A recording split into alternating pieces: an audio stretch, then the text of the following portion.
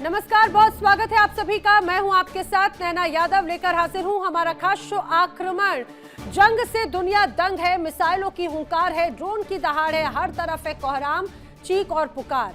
आम इंसान का तो जीना भी अब हराम हो चुका है, क्योंकि आक्रमण का रण हर तरफ तैयार है।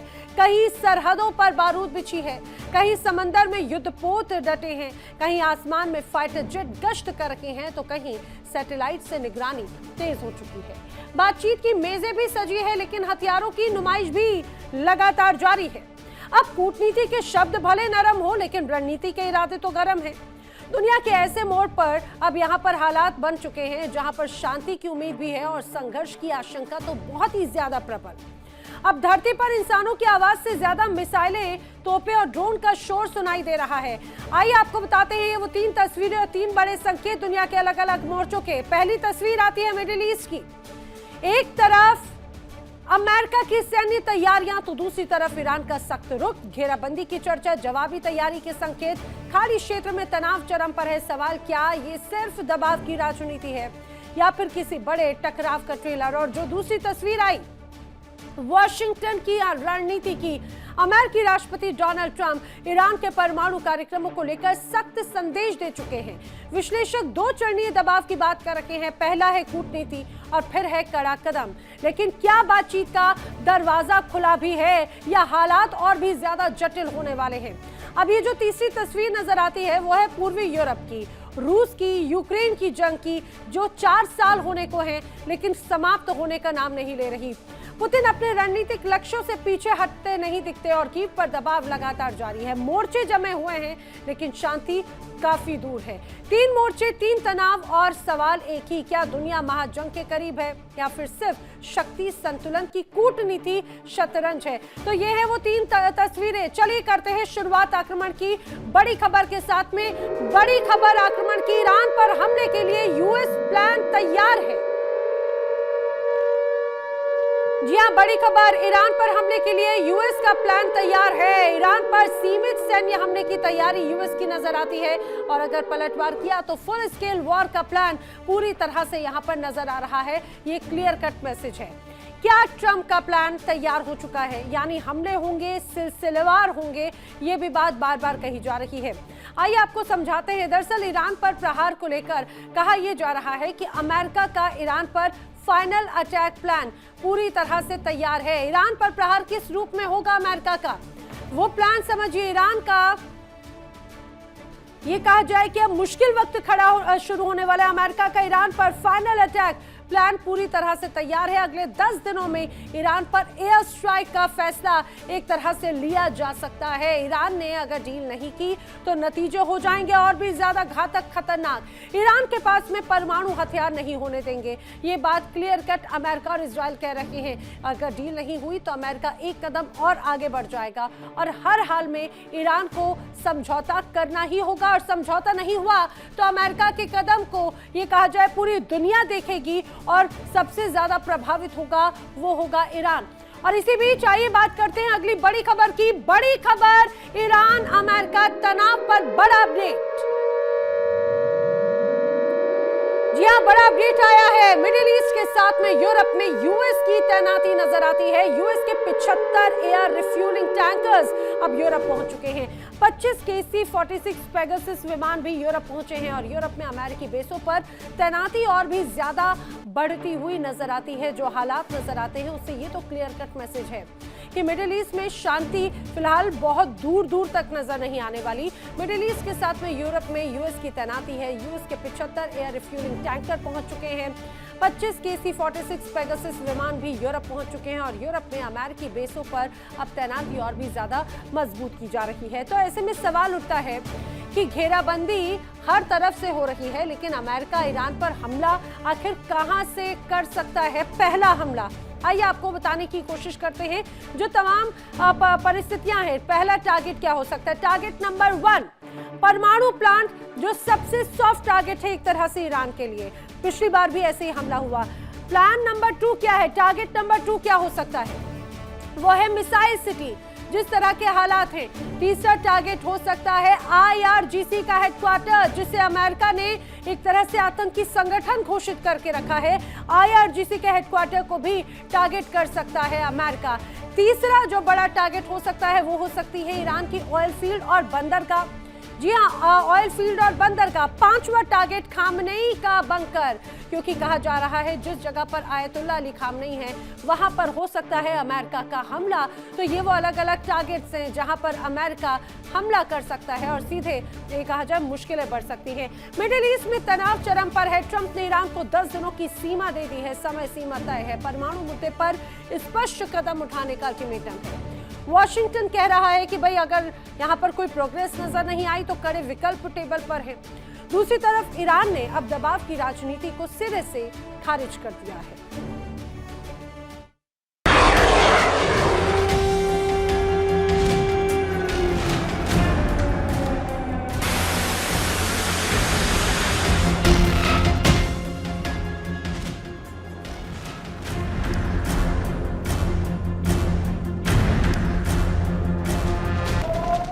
मिडल ईस्ट एक और बड़े संकट की ओर बढ़ रहा है।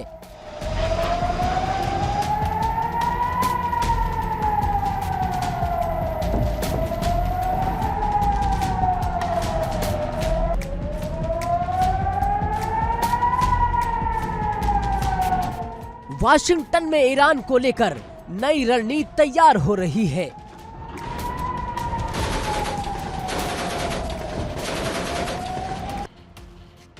ट्रंप ईरान के परमाणु कार्यक्रम को लेकर 2 चरणों में हमला करने का प्लान बना रहे हैं।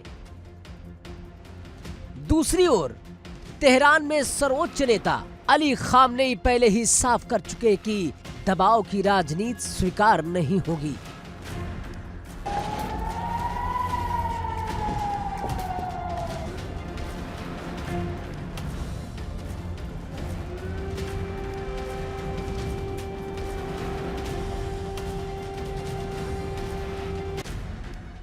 सूत्रों के हवाले से चर्चा काफी तेज है कि अमेरिका सीमित हवाई हमले जैसे विकल्पों पर विचार कर सकता है, जिनका मकसद चेतावनी देना और वार्ता की मेज पर दबाव बनाना हो।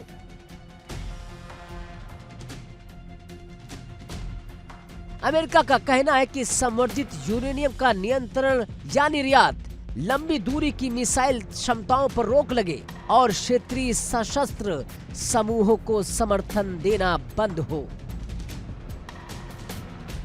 यहां याद रखना जरूरी है, साल 2015 में हुआ परमाणु समझौता, जिसे joint comprehensive plan of action कहा जाता है, पहले ही अमेरिकी वापसी के बाद कमजोर पड़ चुका है। अब सवाल ये है कि क्या दबाव से नई डील संभव है या हालात और बिगड़ सकते हैं। दूसरे चरण यानी कि बड़े पैमाने पर सैन्य विकल्प भी खुले हैं। दावे के मुताबिक अगर पहले चरण से खास नतीजे नहीं मिले तो बड़े स्तर पर सैन्य विकल्पों पर विचार हो सकता है। हालांकि सैन्य विशेषज्ञ चेतावनी देते हैं कि ईरान का भूगोल, क्षेत्रीय नेटवर्क और क्षमताएं किसी भी लंबी कार्रवाई को जटिल बना सकती हैं। पिछले हफ्तों में अमेरिका ने मिडिल ईस्ट में अपनी मौजूदगी लगातार बढ़ाई है। एयरक्राफ्ट कैरियर स्ट्राइक ग्रुप जैसे USS गेराल्ड और USS अब्राहम लिंकन क्षेत्र में तैनात किए गए हैं। साथ ही 100 से ज्यादा लड़ाकू विमान, दर्जनों युद्धपोत और हजारों सैनिकों की तैनाती है। संदेश साफ है, सैन्य तैयारी भी दिख रही है, लेकिन क्या तैयारी का मतलब कार्रवाई है, ये अभी साफ नहीं है। वाशिंगटन दबाव की नीति पर आगे बढ़ता दिख रहा है। तेहरान झुकने को तैयार नहीं दिखता। क्या रणनीतिक दबाव है या किसी बड़े टकराव की भूमिका है? दुनिया की नजरें दोनों राजधानियों पर है। बयान सख्त है, तैयारी दिख रही है, लेकिन अंतिम फैसला अभी बाकी है।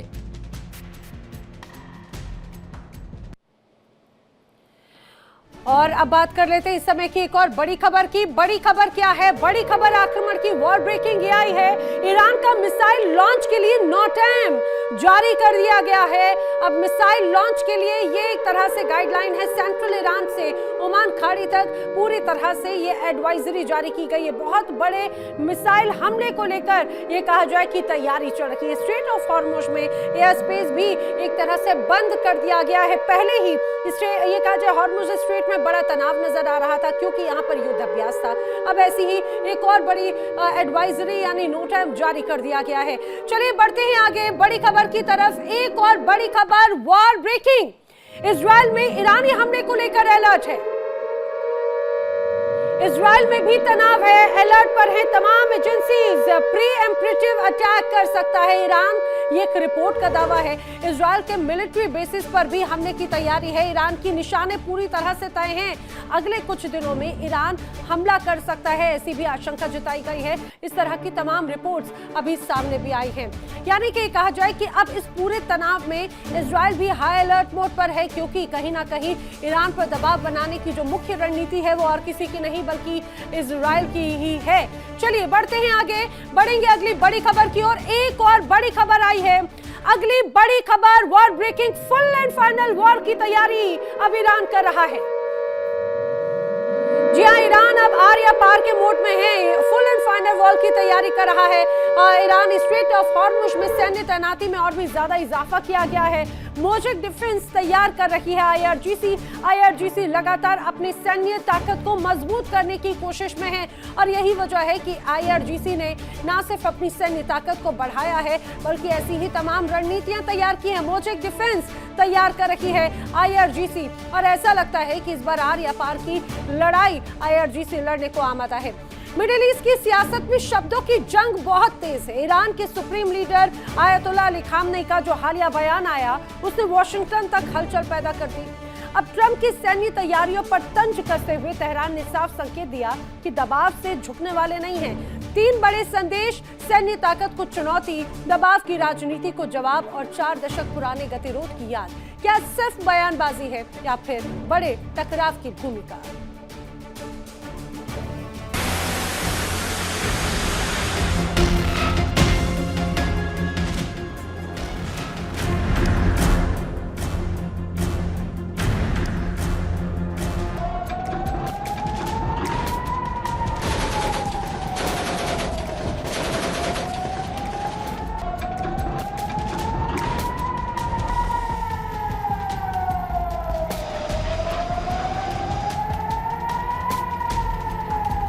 खामनेई की 3 बातें डोनाल्ड ट्रंप को सोने नहीं देती।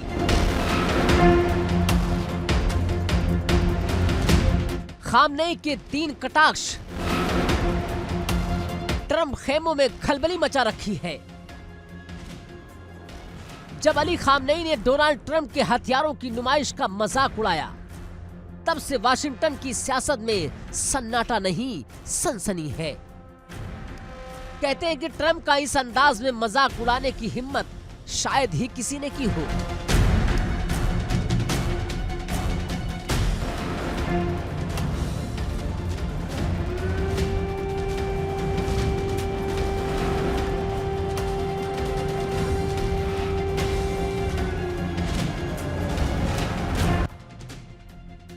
लेकिन ईरान के सुप्रीम लीडर ने 1-2 मिनट नहीं पूरे 30 मिनट तक तंज पर तंज कसते रहे और इन 30 मिनटों ने अमेरिकी सियासत में हलचल मचा दी।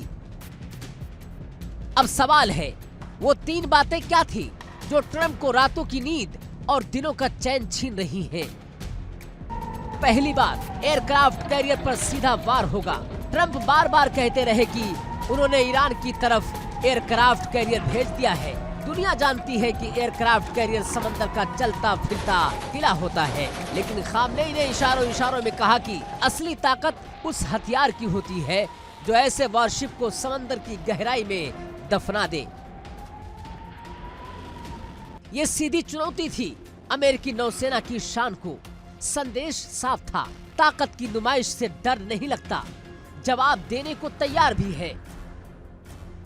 दूसरी बात, दुनिया की सबसे ताकतवर सेना पर सवाल उठाया।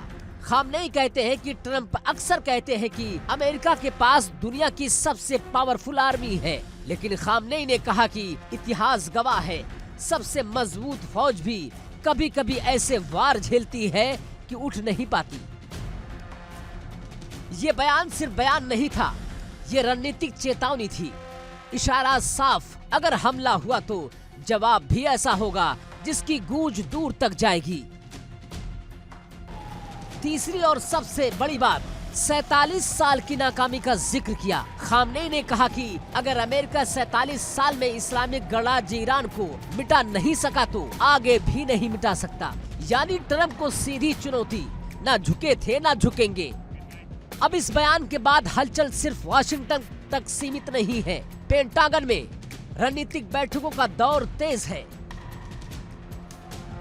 तेल अवीव की सुरक्षा एजेंसियां सतर्क हैं और दुनिया की नजरें टिकी है इस टकराव पर।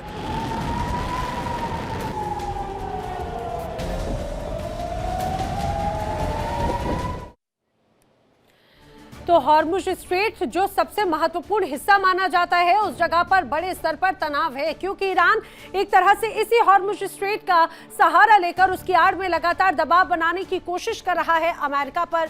अमेरिका बखूबी जानता है कि अगर हॉर्मुज स्ट्रेट को बंद कर दिया तो उसका असर किस तरह से पूरी दुनिया पर पड़ेगा, और उसमें अमेरिका भी शामिल है। हॉर्मुज स्ट्रेट में लगातार ये कहा जाए सैन्य अभ्यास भी जारी है। ईरान लगातार अपनी ताकत हॉर्मुज स्ट्रेट में बढ़ा रहा है, इसमें कोई शक नहीं। हॉर्मुज स्ट्रेट में ईरान ने सेना की डिप्लॉयमेंट भी बढ़ा दी है। ईरान ने विध्वंसक हथियारों को तैनात किया है। केशम द्वीप और बंदर अब्बास पोर्ट पर भारी डिप्लॉयमेंट है। स्ट्रेट और द्वीपों को भी ईरान ने सैन्य छावनी में एक तरह से तब्दील कर दिया है, ये भी बड़ा दावा किया जा रहा है। और चलिए बढ़ते हैं आगे, बढ़ते हैं बड़ी खबर की ओर। वर्ल्ड ब्रेकिंग, ईरान तनाव पर सऊदी अरब में भी बढ़ी हलचल। जी हां, ईरान और अमेरिका के बीच के तनाव के बीच सऊदी अरब में भी हलचल बढ़ती हुई नजर आती है। बताया जा रहा है कि 2 अर्ली बॉर्न विमानों की मिडिल ईस्ट में तैनाती की गई है। अमेरिका ने सऊदी अरब में दरअसल 2 विमान तैनात किए हैं। अभी तक सऊदी अरब लगातार ये कह रहा था कि वो ईरान का पर हमले का इस्तेमाल मिडिल ईस्ट या अपनी जमीन का नहीं करने देगा, लेकिन सऊदी अरब से भी ईरान पर हमला हो सकता है, करेगा अमेरिका, ये जानकारी है। यूएई को भी अब अमेरिका बेस बना सकता है, इस पर बातचीत चल रही है, ऐसी भी जानकारियां सामने आ रही हैं। तो अब इसको लेकर ये कहा जाए कि 2 अर्ली बॉर्न विमानों की भी मिडिल ईस्ट में तैनाती की बड़े स्तर पर तैयारियां की जा रही हैं। अब जिस तरह से हालात हैं, सवाल यह है कि क्या ये सिर्फ जुबानी जंग है या आने वाले वक्त में हालात और गर्म होंगे, क्योंकि जब बयान बारूद बन जाए तो चिंगारी कहीं से भी उठ सकती है।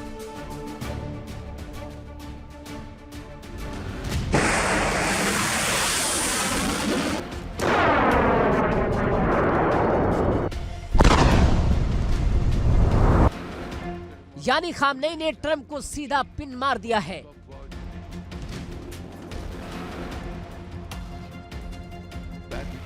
हमें तस्वीर दिखाकर मत डराओ।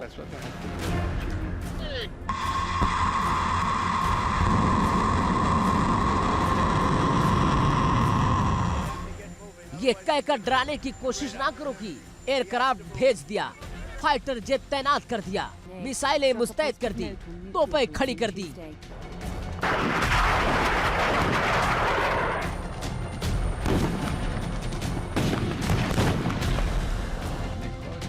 पैगाम खामनेई का बिल्कुल दो टूक है।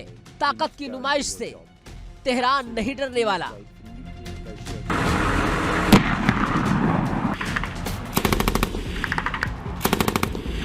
अली खामनेई के इशारों में चेतावनी है और ट्रंप के बयानों में गरज है। हॉर्मुज की खाड़ी यानी स्ट्रेट ऑफ हॉर्मुज, जहां से दुनिया के तेल की नब्ज गुजरती है, वहां ईरान अपनी ताकत का इजहार कर चुका है। सैन्य अभ्यास, तेज गश्त और लगातार एआई वीडियो के जरिए अमेरिकी एयरक्राफ्ट कैरियर को समंदर के बीच जलता हुआ दिखाया जा रहा है।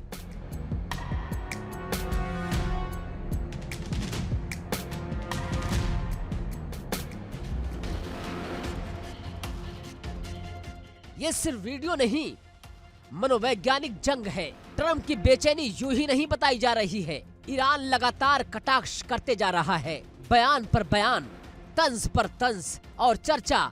ये क्या महज कुछ घंटों में बड़ा फैसला हो सकता है?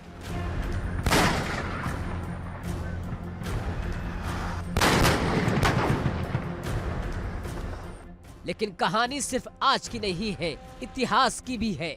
कभी स्पेनिश साम्राज्य सूरज न डूबने वाला साम्राज्य था, फिर ब्रिटिश एम्पायर दुनिया पर राज करता था और 20वीं सदी में सोवियत यूनियन महाशक्ति कहलाता था।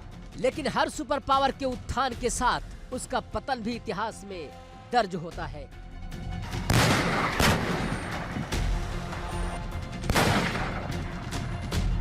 तेहरान की सड़कों पर सवाल उठ रहा है, क्या अमेरिका भी उसी पैटर्न की तरफ बढ़ रहा है? लेकिन फर्क ये है कि आज की दुनिया बहुध्रुवीय है।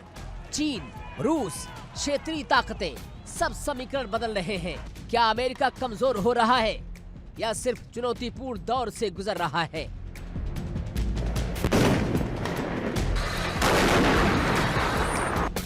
तो क्या ईरान का अमेरिका के सामने झुकना किसी बड़े खेल का संकेत है? क्या तेहरान को बैकडोर सपोर्ट मिल रहा है या फिर पर्दे के पीछे कोई नई रणनीति तैयार है? ईरान का रुख साफ है कि दबाव में नहीं झुकेंगे, चाहे बयान हो, प्रतिबंध हो या सैन्य धमकियां हो। सवाल ये भी उठ रहा है कि क्या ईरान को कूटनीतिक या रणनीतिक स्तर पर कुछ देशों का मौन समर्थन मिल रहा है? अंतर्राष्ट्रीय राजनीति में अक्सर दोस्ती खुलकर नहीं, संकेतों में दिखती है। दूसरी तरफ ईरान ने हाल के वर्षों में मिसाइल, ड्रोन और नौसैनिक क्षमताओं पर खास फोकस किया है। खासकर स्ट्रेट ऑफ हॉर्मुज जैसे संवेदनशील इलाके में उसकी सक्रियता महज रूटीन नहीं मानी जा रही है। तो क्या ये सिर्फ जुबानी जंग है या शतरंज की बिसात पर अगली चाल चलने की तैयारी है? फिलहाल तस्वीर धुंधली है, लेकिन इतना तय है कि ये टकराव सिर्फ दो देशों का नहीं, वैश्विक संतुलन की परीक्षा बन चुका है। इतिहास कहता है जब ताकत चरम पर होती है तब चुनौती भी चरम पर होती है, और जब टकराव अहंकार से टकराता है तो नतीजा सिर्फ दो देशों तक महदूद नहीं रहता। अब दुनिया की निगाहें वाशिंगटन और तेहरान पर है। क्या ये सिर्फ बयानबाजी है या इतिहास एक नया अध्याय लिखने को तैयार है? बयान तल्ख है, भाषा आक्रामक है, लेकिन जंग का फैसला अक्सर माइक्रोफोन से नहीं, रणनीति की मेज पर होता है। इतिहास चेतावनी देता है, युद्ध शुरू करना आसान, खत्म करना मुश्किल है।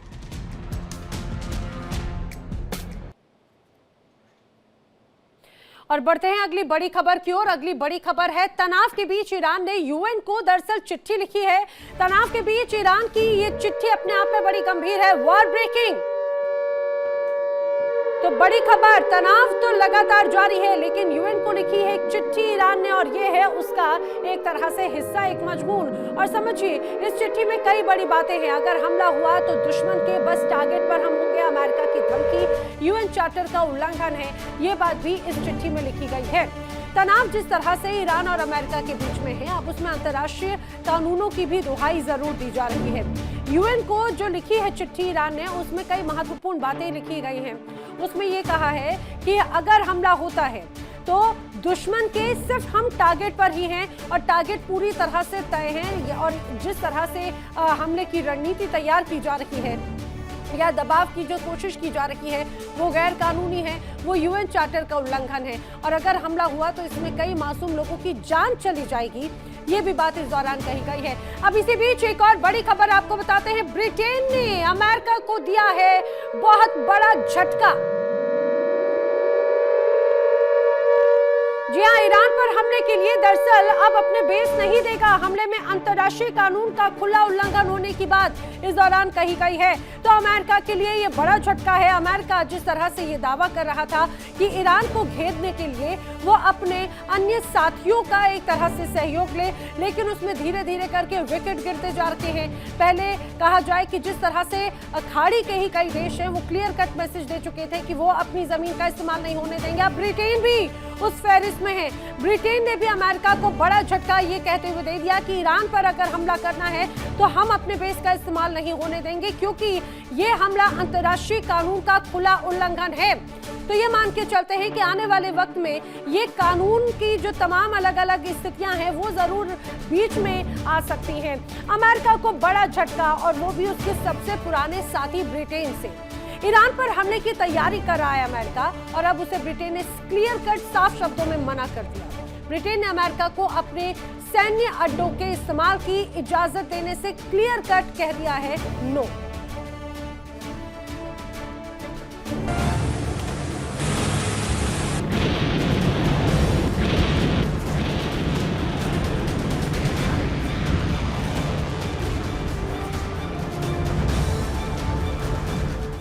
क्या अटलांटिक के दोनों किनारों के बीच दरार गहरी हो रही है?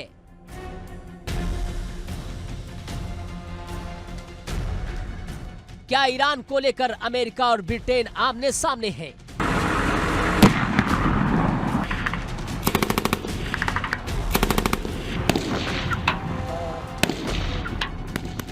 ब्रिटेन ने अमेरिका को अपने सैन्य अड्डों से ईरान के खिलाफ किसी कार्रवाई की इजाजत देने से साफ इनकार कर दिया।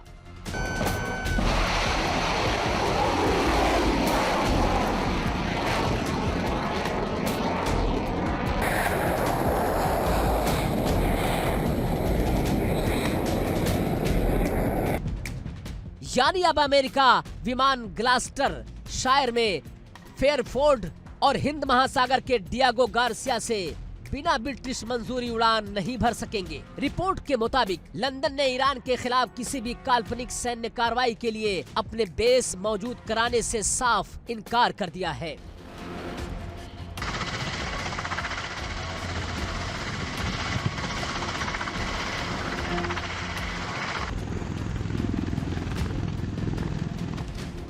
लंदन का कहना है कि बिना स्पष्ट कानूनी आधार के किसी भी हमले में शामिल होना अंतर्राष्ट्रीय कानून का उल्लंघन हो सकता है। यानी संदेश साफ है कि अमेरिका अगर हमला करना चाहता है तो उसे कानूनी ठोस आधार दिखाना ही होगा।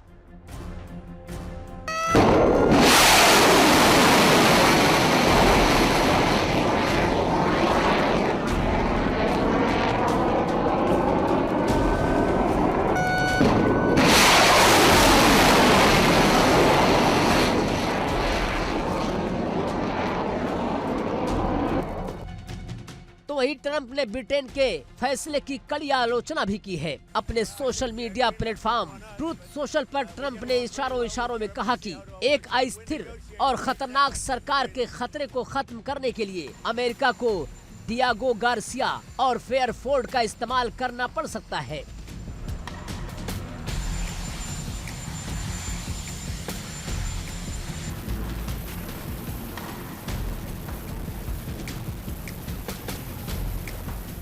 यानी ट्रंप साफ संकेत दे रहे हैं, अगर जरूरत पड़ी तो दबाव बनाया जाएगा। बहरहाल मामला यही खत्म नहीं होता। ट्रंप ने 2025 के समझौते पर भी सवाल उठाया, जिसमें ब्रिटेन ने डियागो गार्सिया और चागोस आइलैंड्स समेत ब्रिटिश हिंद महासागर क्षेत्र की संप्रभुता सॉवरेनिटी मॉरिशस को ट्रांसफर करने पर सहमति जताई थी।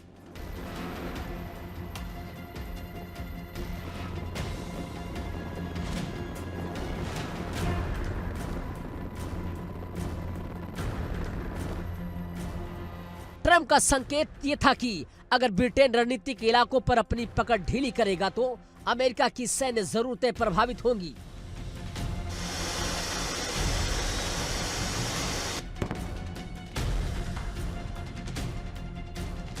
पूरा विवाद उस वक्त और गर्मा गया जब ट्रंप ने ब्रिटिश प्रधानमंत्री कीर स्टारमर से ईरान के न्यूक्लियर प्रोग्राम पर चर्चा की। बातचीत के अगले ही दिन ट्रंप ने सार्वजनिक रूप से चागोस डील की आलोचना को संभावित अमेरिकी सैन्य कार्रवाई से जोड़ दिया।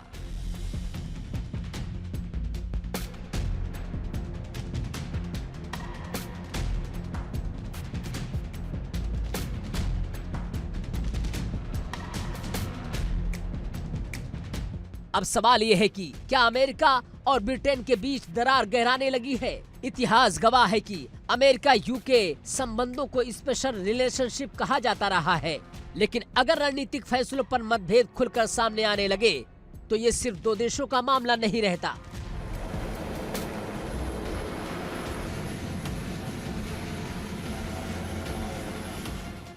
क्या अमेरिका बिना ब्रिटेन के आगे बढ़ेगा? क्या ब्रिटेन अंतर्राष्ट्रीय कानून की आड़ में दूरी बना रहा है या फिर पर्दे के पीछे कोई नई डील पक रही है?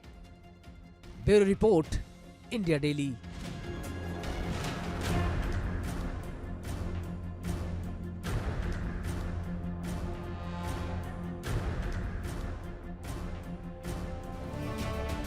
और आइए बात कर लेते हैं अगली बड़ी खबर की। अगली बड़ी खबर है जॉर्डन से। जॉर्डन में अमेरिका की जबरदस्त तैनाती हो चुकी है।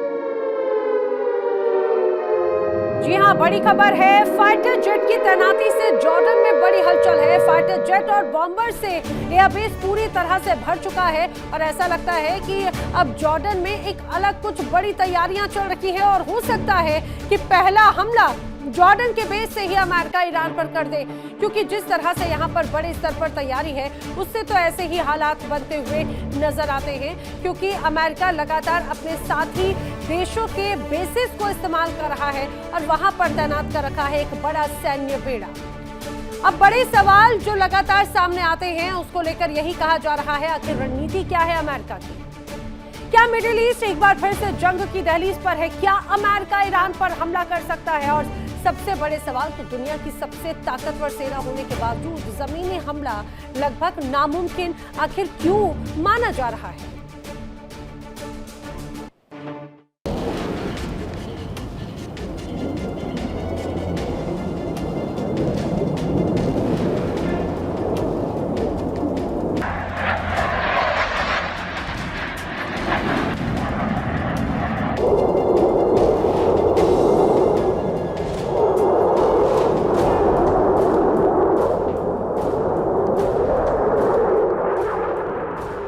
अमेरिका ने खाड़ी क्षेत्र में अपनी सैन्य मौजूदगी बढ़ाई है।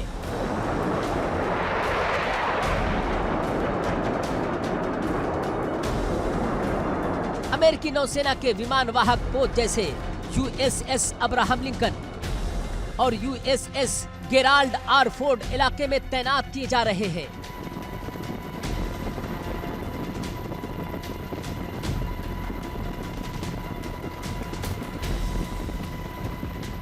इनके साथ आधुनिक लड़ाकू विमान F-22, F-35, guided missile destroyer और हवा में ईंधन भरने वाले टैंकर विमान। तस्वीर साफ है, हवाई हमला ही संभव है, लेकिन जमीनी हमला नहीं। यहीं से कहानी बिल्कुल बदलती है।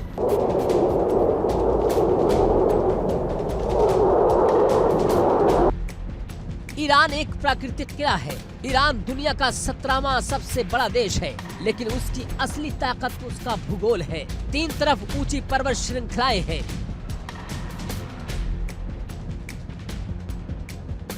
बीच में विशाल रेगिस्तान है, दक्षिण में गहरे समुद्री रास्ते हैं और सबसे अहम जाग्रोस पर्वत है। करीब 900 मील लंबी ये पर्वत श्रृंखला उत्तर पश्चिमी से दक्षिण पूर्व तक फैली है।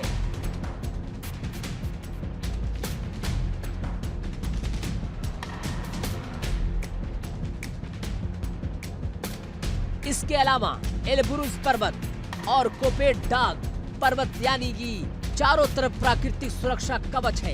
यहाँ टैंकों और भारी हथियारों के साथ सेना को आगे बढ़ाना बेहद कठिन होगा। इतिहास गवाह है कि ईरान को जीतना आसान नहीं रहा। मंगोल आक्रमण के दौरान ही बड़े पैमाने पर बाहरी सेना अंदर तक पहुंच पाई थी। उसके बाद कई ताकतों ने कोशिश की, लेकिन फारस के केंद्रीय इलाकों तक पहुंचना हमेशा चुनौती रहा। ये इलाका सिर्फ सैन्य ताकत से नहीं, भूगोल, जलवायु और स्थानीय प्रतिरोध से भी तय होता है। ईरान की करीब 800 मील लंबी तट रेखा है। आधा हिस्सा फारस की खाड़ी में, आधा ओमान की खाड़ी में, लेकिन दक्षिणी तटों पर उतरना भी आसान नहीं। इराक सीमा के पास शस्त अल अरब क्षेत्र दलदली है। 1980 के दशक में सद्दाम हुसैन की सेना को इसी इलाके में भारी नुकसान का सामना करना पड़ा था। यानी समुद्री रास्ता भी जोखिम भरा है और जमीनी हमला मतलब लंबी आपूर्ति लाइनें, पहाड़ी इलाकों में लड़ाई, स्थानीय प्रतिरोध और संभावित क्षेत्रीय विस्तार। यही कारण है कि 2003 के इराक युद्ध के बाद अमेरिका बेहद सतर्क माना जाता है। Bureau report, India daily.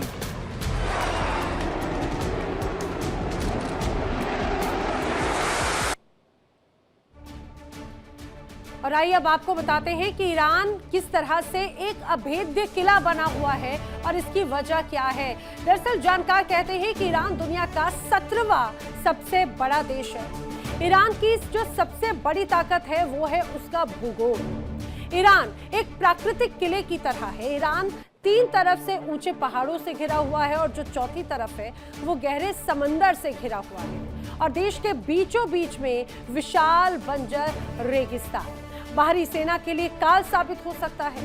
अब ईरान के ऊंचे पर्वत, गहरी घाटियां यहां पर मौजूद है। सीमाएं प्राकृतिक सुरक्षा ढाल का एक तरह से काम करती है और इसीलिए ये ईरान को एक तरह से और मजबूत कर देता है। वो इसीलिए कहा जाए कि वो ईरान की अभेद्य ताकत या अभेद्य किले के तौर पर देखी जाती है। लेकिन ईरान के लिए जाग्रोस पर्वत सुरक्षा ढाल कैसे बना हुआ है वो भी जरा समझिए। ये ईरान के लिए तो सुरक्षा ढाल है, लेकिन कई अन्य देश उनके लिए मुसीबत का सबब। अब ये पूरे इस परिस्थिति को आप समझिए। दरअसल ईरान की पहचान सबसे ज्यादा पहाड़ों से होती है। जिस तरह से यहाँ पर इसकी बनावट या ये कहा जाए प्राकृतिक बनावट है, पहाड़ की जो सीमाएं हैं प्रमुख शहरों को एक तरह से सुरक्षित रखते हैं।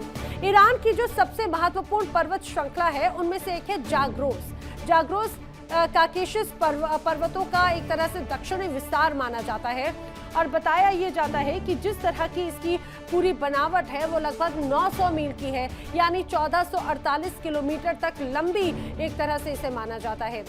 इसमें तुर्की, आर्मेनिया से लगी हुई एक तरह से इनकी सीमाएं हॉर्मुज तक ये फैली हुई है।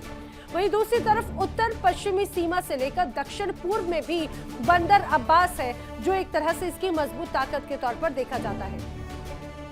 और ये भी समझिए क्यों अब तक ईरान में घुसकर कोई भी सेना जमीन में जंग नहीं करना चाहती। अमेरिका भी बड़े स्तर पर कोशिश कर रहा है उसकी घेराबंदी करने का, लेकिन ये कहा जाए कि दूसरी जमीनों का इस्तेमाल करने का, लेकिन अंदर कोई दाखिल ना अभी तक हुआ है और ना ही कोई होना चाहता है।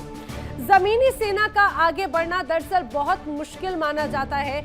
यही बहुत बड़ी वजह है जमीन पर उतरना किसी भी सेना के लिए क्यों इतना मुश्किल है। जमीनी सेना आगे बढ़े बहुत मुश्किल हालात है। पहाड़ इतने ज्यादा ऊंचे हैं, इतने ज्यादा दुर्गम हैं कि वो सबसे बड़ी चुनौतियां हैं। टैंक, भारी हथियार ले जाने में दिक्कत है।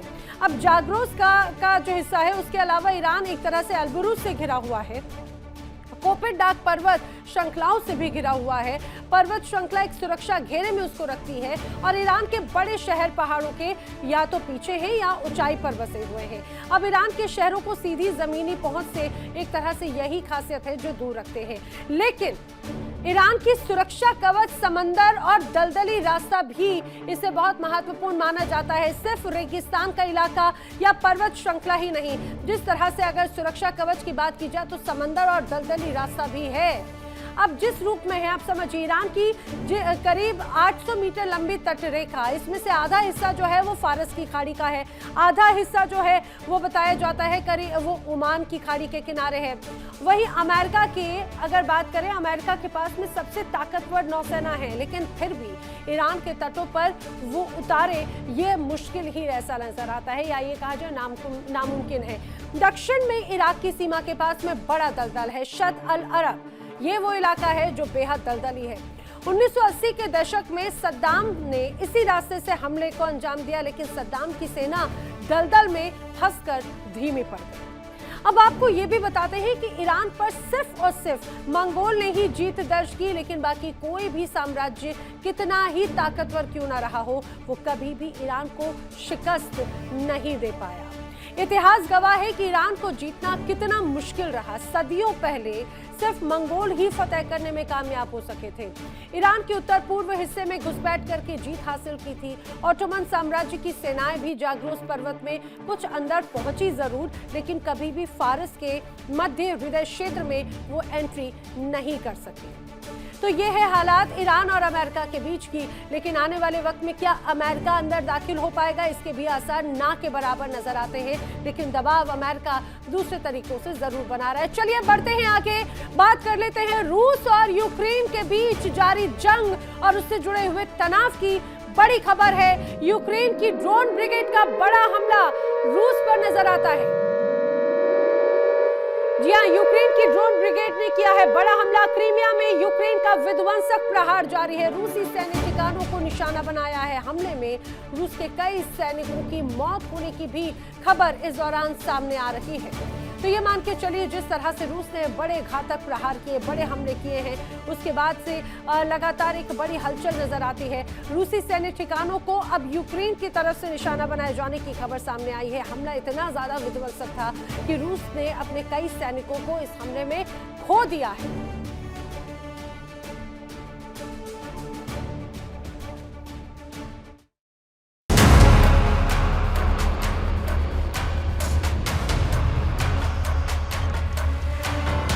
रूस की मिसाइलों ने तांडव मचा रखा है। यूक्रेन की जमीन धमाकों से धड़क रही है।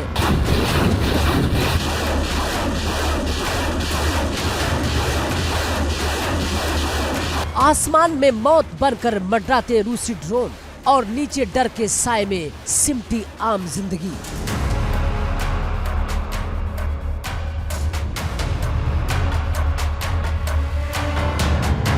जमीन पर गोला बारूद बरस रहा है और हर धमाके के साथ उजड़ रही हैं उम्मीदें।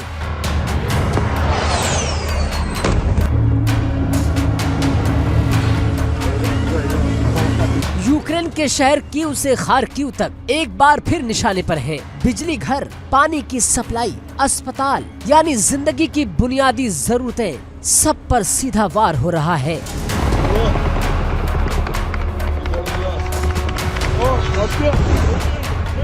रातें अब सिर्फ अंधेरी नहीं बल्कि डर से गुजर रही हैं। दिन उजाले के नहीं, धुएं और मलबे के रंग में डूबे नजर आते हैं।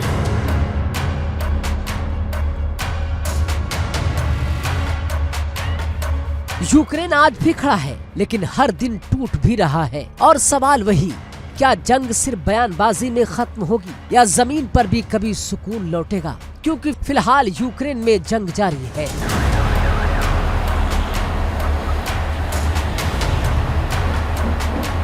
रूस और यूक्रेन की जंग ने एक बार फिर खौफनाक मोड़ ले लिया है। लंबी दूरी के ड्रोन, बैलिस्टिक मिसाइलें और सीधा निशाना यूक्रेन का एनर्जी सिस्टम ध्वस्त हो चुका है।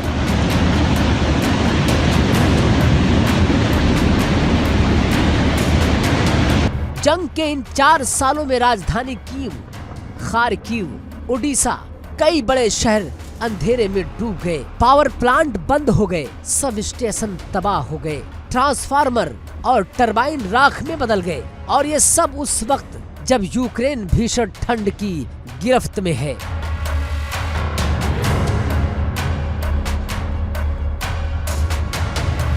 कीव में तापमान -20 डिग्री सेल्सियस तक पहुंच गया है। जब बाहर जमा देने वाली ठंड हो और घरों में बिजली न हो, न हीटिंग, तो हालात कैसे होंगे? ये सिर्फ सामान्य हमला नहीं बल्कि आम नागरिकों को ठंड से तोड़ने की रणनीति है।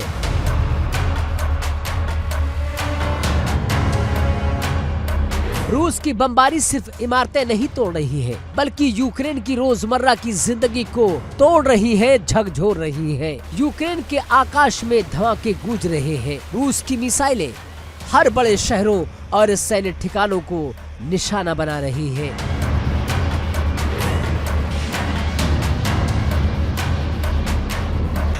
विशेषज्ञों का कहना है कि ये रणनीति यूक्रेन की आपूर्ति और सैनिकों की गतिशीलता को रोकने के लिए है। लेकिन असर सिर्फ मोर्चे तक महदूद नहीं है। बिजली, पानी और आम नागरिकों की जिंदगी भी भारी संकट से गुजर रही है।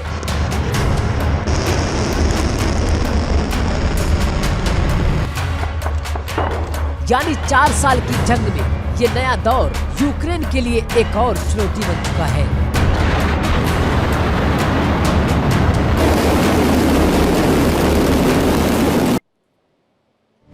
और इस बीच एक और बड़ी खबर जान लीजिए। आक्रमण की 4 दिन बाद रूस और यूक्रेन जंग के 4 साल पूरे हो जाएंगे। वो विध्वंस के 4 साल, जी हाँ, 4 साल पूरे हो जाएंगे। यानी कि अब इस पूरे हमले का 5वां साल लगने वाला है। और उसके पहले ही रूस बेहद आक्रामक है। रूस ने यूक्रेन में हमले और भी ज्यादा तेज कर दिए हैं। 24 फरवरी को जंग के 4 साल पूरे हो जाएंगे और ऐसा लगता है कि रूस बार बार वो जख्म यूक्रेन को याद दिलाना चाहता है जो इन 4 सालों में रूस की तरफ से दिए गए, और ये बताना चाहता है कि आने वाला साल भी कोई बहुत ज्यादा रियायत वाला नहीं है। 4 साल, अनगिनत धमाके, टूटते शहर, बिछड़ते परिवार। क्या ये जंग यूक्रेन के लिए काल बन चुकी है या अभी भी उम्मीद बाकी है?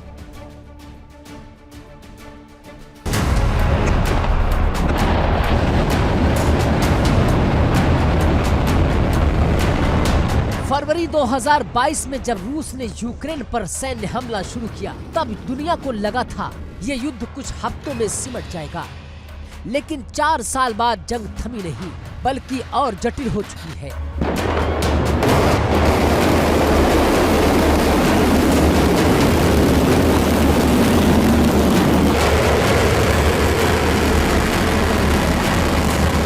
हजारों सैनिकों की मौत हो चुकी है, नागरिकों की भारी हताहत संख्या बढ़ती जा रही है, लाखों लोग बेघर हो चुके हैं। यूक्रेन के कई औद्योगिक शहर मलबे में तब्दील हो चुके हैं।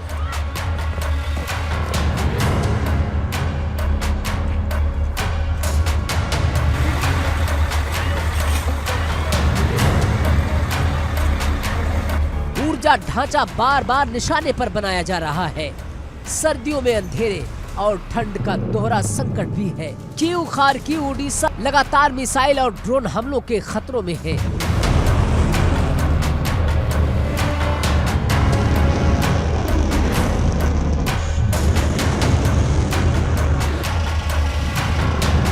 युद्ध अब सिर्फ सीमा पर नहीं, बिजली घर, रेल नेटवर्क और संचार तंत्र तक फैल चुका है।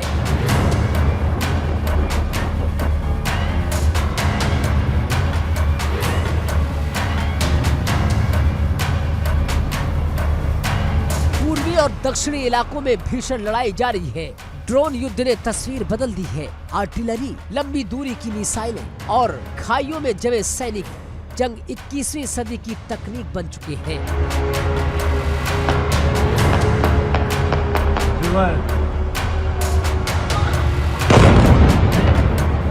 रूस का लक्ष्य कब्जाए गए इलाकों पर पकड़ मजबूत करना, यूक्रेन का लक्ष्य खोई जमीन वापस लेना। लेकिन हर इंच जमीन की कीमत भारी है। ये जंग सिर्फ 2 देशों की नहीं, पश्चिमी देशों ने यूक्रेन को हथियार और आर्थिक संकट मदद की है।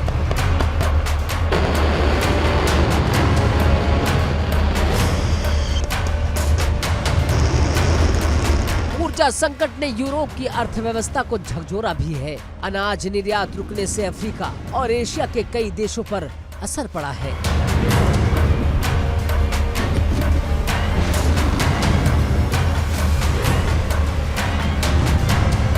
नेटो की भूमिका और विस्तार पर बहस तेज है।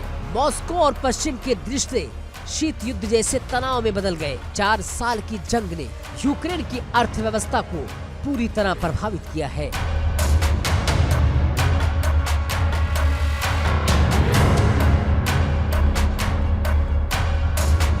बुनियादी ढांचा क्षतिग्रस्त, रोजगार और उद्योग प्रभावित हुआ है। लाखों लोग यूरोप के कई देशों में शरण लेने को मजबूर हुए हैं।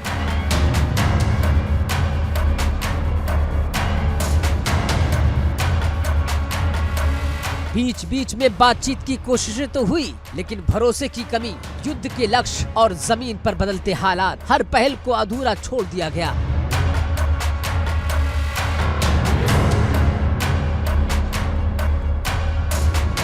जंग जितनी लंबी चलेगी, मानवीय और आर्थिक कीमत उतनी ही बड़ी होगी।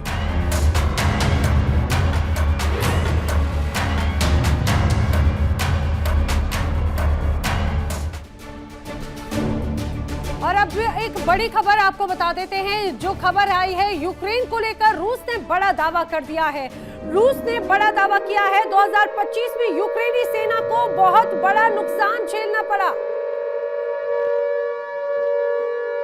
जी हाँ, ये बड़ा दावा है। यूक्रेन की सेना ने 2025 में बहुत कुछ खोया है। यूक्रेन के 5,20,000 सैनिक मारे गए हैं। ये बात स्पष्ट रूस की तरफ से कही गई है और ये कहा है कि सिर्फ 2025 में ये मामला था, तो सोचिए 4 साल में कितना विध्वंस हुआ होगा और आने वाले वक्त में किस तरह के हालात हैं, ये भी बखूबी समझे जा सकते हैं। क्योंकि जो आक्रामकता फिलहाल रूस की नजर आ रही है, उससे ये तो स्पष्ट हो चुका है कि रूस फिलहाल रुकने वाला नजर नहीं आता। जैसे हालात यहाँ पर बने हुए हैं, जिस तरह की परिस्थितियां लगातार यहाँ पर देखने को मिल रही हैं, ये समझिए कि इन 4 सालों में कई बार सीजफायर की बातें हुई, कई बार ये भी लगा कि शांति की एक करण दिखाई दे रही है, लेकिन हर बार कोई ना कोई जिद आड़े आ जाती है।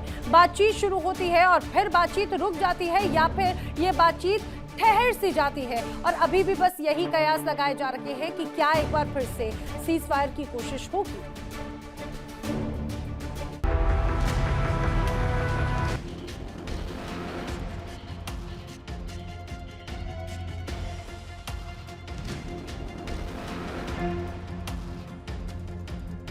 क्योंकि रूस और यूक्रेन दोनों के अपने अपने एजेंडे हैं।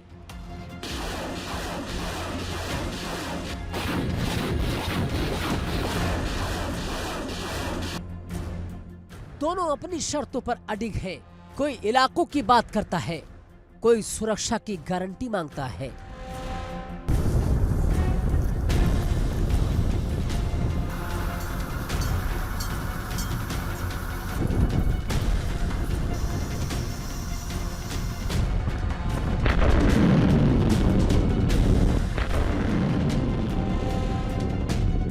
कोई इतिहास का हवाला देता है तो कोई भविष्य की रणनीति की दुहाई देता है।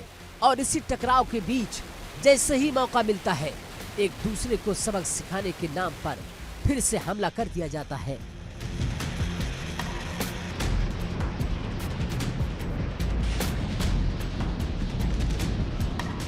बम बरसते हैं, मिसाइलें दागी जाती हैं, ड्रोन के जरिए रिहायशी इलाकों को निशाना बनाया जाता है।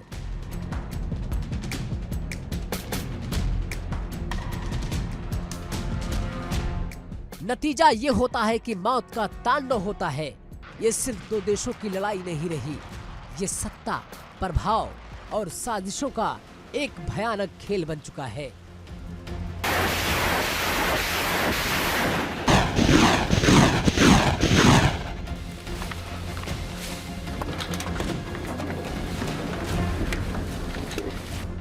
इस महायुद्ध में लाखों लोगों की जानें युद्ध की भेंट चढ़ चुकी है। इसके बावजूद हालात ऐसे नहीं दिखते कि खूनी खेल निकट भविष्य में खुद ब खुद थम जाए।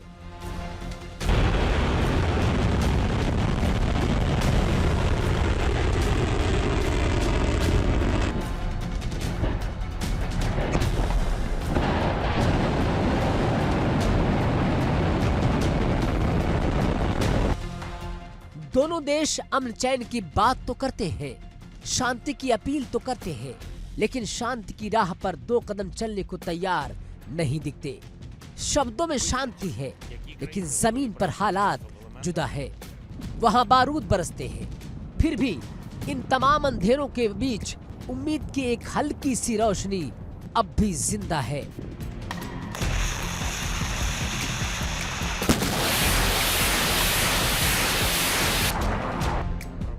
दुनिया उम्मीद कर रही है कि यूक्रेन के ज़ेलेंस्की और पुतिन निकट भविष्य में सीधे और सार्थक वार्ता करेंगे। शायद किसी समझौते की मेज पर जंग से ज्यादा जिंदगियों को अहमियत दी जाएगी। शायद एक ऐसा युद्ध होगा जो सिर्फ कागजों पर नहीं बल्कि जमीन पर भी लागू रहेगा।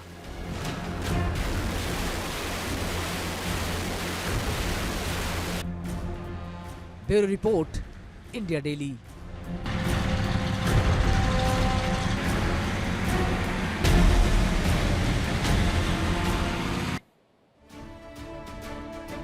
तो आक्रमण में फिलहाल इतना ही, लेकिन इंडिया डेली पर खबरें आगे भी जारी हैं। देखिए इंडिया डेली 24/7 अब आपकी स्मार्ट टीवी पर। इंडिया डेली मौजूद है सभी डिजिटल प्लेटफॉर्म पर लाइव और लगातार। इंडिया डेली 24/7 हर दिन राष्ट्र को समर्पित।